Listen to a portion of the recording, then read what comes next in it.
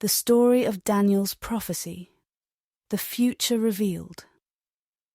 In the ancient city of Babylon, a young Hebrew named Daniel found himself in the royal court, favored for his wisdom and insight.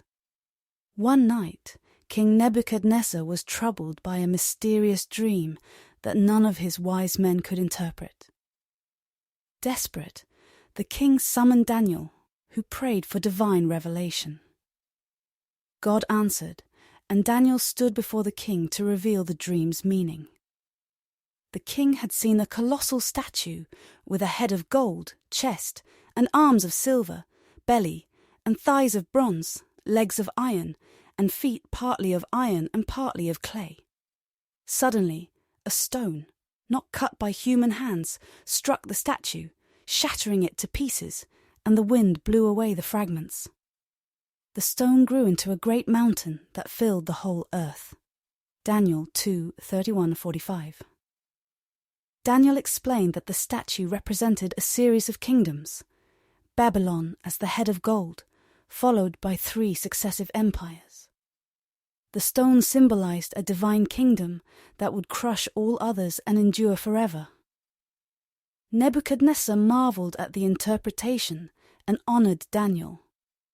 Years later, Daniel himself experienced a night vision. He saw 4 great beasts rising from the sea, each more terrifying than the last. The first was like a lion with an eagle's wings, the second like a bear, the third like a leopard with 4 wings and 4 heads, and the fourth, dreadful and strong, with iron teeth and 10 horns. As Daniel watched, a little horn arose and uprooted 3 of the others. This horn had eyes and a mouth that spoke boastfully. Daniel 7:1-28. Then Daniel's vision shifted to a heavenly court where the Ancient of Days, God himself, sat in judgment.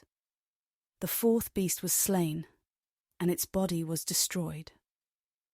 Suddenly, one like a son of man approached the Ancient of Days and was given authority, glory, and an everlasting kingdom. All peoples and nations would worship him.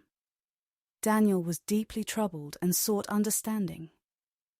An angel explained that the beasts represented 4 kingdoms, and the little horn was a future king who would oppose God. But ultimately, God's kingdom would prevail. In another vision, Daniel received a message about 70 weeks of years, that would mark significant events for his people and the holy city. During this period, transgressions would end, sins atoned for, and everlasting righteousness ushered in.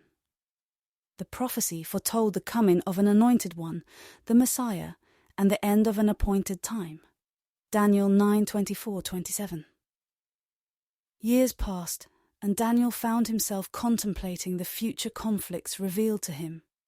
He saw the rise and fall of kings in the north and south, fierce battles, and deceitful alliances.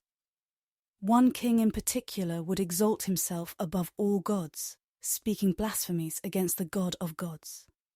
This king would prosper until the time of wrath was completed, for what was decreed would be fulfilled.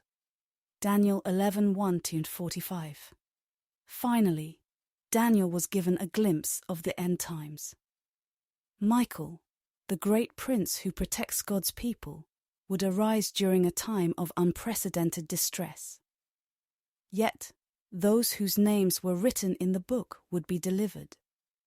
Many who slept in the dust would awake, some to everlasting life, and others to shame and everlasting contempt.